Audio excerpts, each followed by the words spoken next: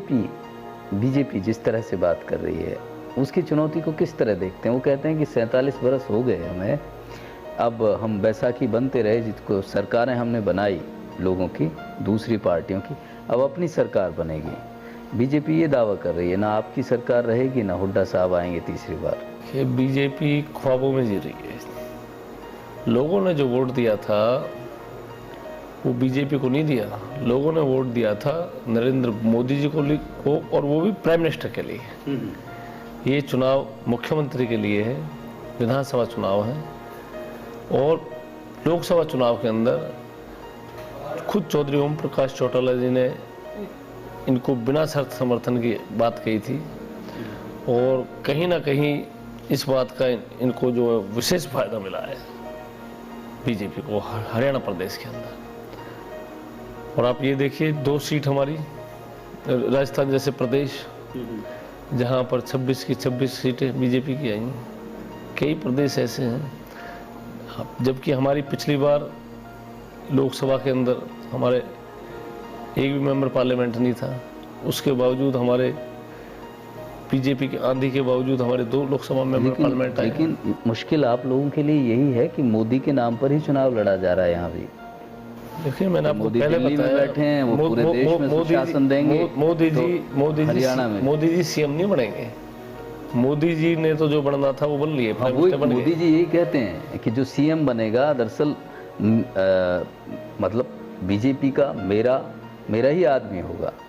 जनता सब समझती है, ऐसी बात नहीं है कि भाई सेंटर में और स्टेट में एक ही सरकार के प्रधानमंत्री और मुख्यमंत्री होंगे तो ही विकास कार्य होता है। नहीं, जनता यही समझ रही है, और ये लोग भी यही बात कह रहे हैं कि देखिए मोदी जी सेंटर में, मोदी जी खुद जाके बोलते हैं। मोदी जी का उदाहरण लीजिए जी, सेंटर में कांग्रेस की सरकार थी, मोदी जी बीजेपी के चीफ मिनिस्टर थे गुजरात के अंदर। जब ऐसी ही बात थी तो गुजरात में मोदी जी ने विकास कार्य कैसे कर दिए? तो अब यही देखिए ना कि मोदी जी वहाँ से उठ के अब दिल्ली आ गए, आपके करीब आ गए हरियाणा के, तो लोग कितना भरोसा करेंगे? यही तो बीजेपी वाले कह रहे हैं। नहीं, लोगों को जो भरोसा था वो भुना गए, वो कैश कर गए। हरियाणा प्रदेश की जनता बच्चा बच्चा अपना मन बना चुका है, चौधरी ओम प्रकाश चौटाला के अलावा और किसी को सोच भी नहीं रहे हैं। निश्चित तौर पर हरियाणा प्रदेश में इंडियन नेशनल लोकदल पार्टी की सरकार बनेगी और चौधरी ओम प्रकाश चौटाला जी इस प्रदेश के मुख्यमंत्री। अब ये आप जो इस बार का चुनाव है, इस तरह की स्थिति नहीं देखते कि विकल्प दरअसल आप भी नज़र नहीं आ रहे हैं जनता को, कांग्रेस का विकल्प बीजेपी भी नज़र नहीं आ रही है, कुछ स्थिति कुछ क्लियर सी नहीं लगती है। जनता के सामने बिल्कुल स्पष्ट ऑप्शन है और जनता अपना मन बना चुकी है। निश्चित तौर पे हरियाणा प्रदेश के अंदर इंडियन नेशनल लोकदल पार्टी की सरकार बनेगी, और ये आप आने वाले समय में आप देख लेंगे, ज़्यादा दिन की बात नहीं है। उस समय आप आज की आप तारीख और समय नोट कर लीजिए, और जब 19 तारीख को रिजल्ट आएगा तो आप खुद कहेंगे कि वास्तव में जो हमारी आपकी बात हुई थी वो बिल्कुल सही थी। जी, एक ये जो जिस तरह के आप बात कर रहे हैं, लगातार आपकी पार्टी की तरफ से आला नेता हैं वो भी यही कहते हैं कि 10 बरस में काम वाम तो हुआ नहीं, प्रॉपर्टी डीलिंग हुई, ये आप सभी के आरोप हैं। लेकिन ऐसा क्या, ऐसा वादों में आपके में क्या रहेगा? जनता आपके वादों पे क्यों भरोसा करे?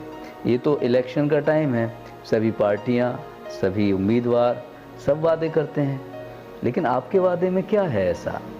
ये सोलंकी जी, मैं आपको बताना चाहूँगा, 87 के अंदर हमारी पार्टी ने जनता जनार्दन से वायदा किया था कि भाई किसानों के कर्जे माफ़ किए जाएंगे।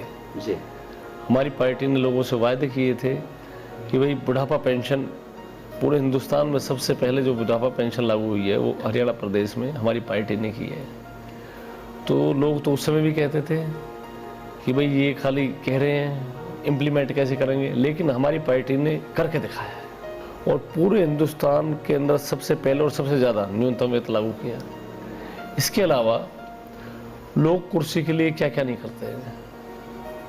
हमारी पार्टी को ताऊ देवीलाल जी ने अपने खून से सींचा है, और मैं आपको बताना चाहूँगा कि लोकसभा में सारे मेंबर पार्लियामेंट्स ने प्रधानमंत्री के लिए ताऊ देवीलाल जी का नाम प्रपोज कर दिया था, लेकिन ताऊ देवीलाल जी ने अपना ताज उठा के स्वर्गीय वीपी सिंह के सर पे रखा। तो हमारी पार्टी तो त्यागी और तपस्वियों की पार्टी है, और हमारी पार्टी का तो शुरू से सोच है, हमारी पार्टी सत्ता में आने के लिए चुनाव नहीं लड़ रही है, हमारी पार्टी तो जनता जनार्दन की सेवा के लिए चुनाव लड़ रही है। सेवा के लिए चुनाव लड़ रही है। सुशासन। एक आखिरी सवाल आपसे, ये NIT फरीदाबाद को नगेंद्र भड़ाना अगर यहाँ से विधायक चुनते हैं तो क्या मिलेगा? यहाँ से हरियाणा प्रदेश के अंदर इंडियन नेशनल लोकदल पार्टी की सरकार बनने जा रही है, और जब हम फरीदाबाद जिले से उस यज्ञ में आहुति डालेंगे तो निश्चित तौर पे फरीदाबाद के लिए चौटाला साहब के मन में बड़ा प्यार है, बड़ा स्नेह है, और चौटाला साहब ये चाहते हैं कि विकास के मामले में, उद्योग के मामले में फरीदाबाद अपना जो पुराना गौरवपूर्ण जो स्थान था उसको प्राप्त करे। चौटाला साहब की तो कोई कसर नहीं छोड़ेंगे, और निश्चित तौर पे फरीदाबाद जिला जो है वो ना केवल हरियाणा में बल्कि पूरे हिंदुस्तान में एक अलग ध्रुव तारे की तरह चमकेगा। चलिए, बहुत शुक्रिया नगेंद्र भड़ाना जी। नगेंद्र भड़ाना जी NIT फरीदाबाद से INLD के उम्मीदवार ये दावा कर रहे हैं, और जनता को, यहाँ की जो जनता है उसे भरोसा भी दिलाने का प्रयास कर रहे हैं कि अगर नुमाइंदगी उनके हाथों में आती है और सत्ता में INLD आती है तो फरीदाबाद की तस्वीर बदल जाएगी, ये उनका दावा है। और साथ ही उनका ये भी कहना है कि दरअसल सभी सरकारों को तक, अगर मोदी की बात करें, मोदी का जो फैक्टर था वो लोकसभा के लिए था, प्रदेश में अगर विकास की ज़रूरत है तो INLD की सरकार ज़रूरी है। फिलहाल इस खास पेशकश में इतना है। नमस्कार।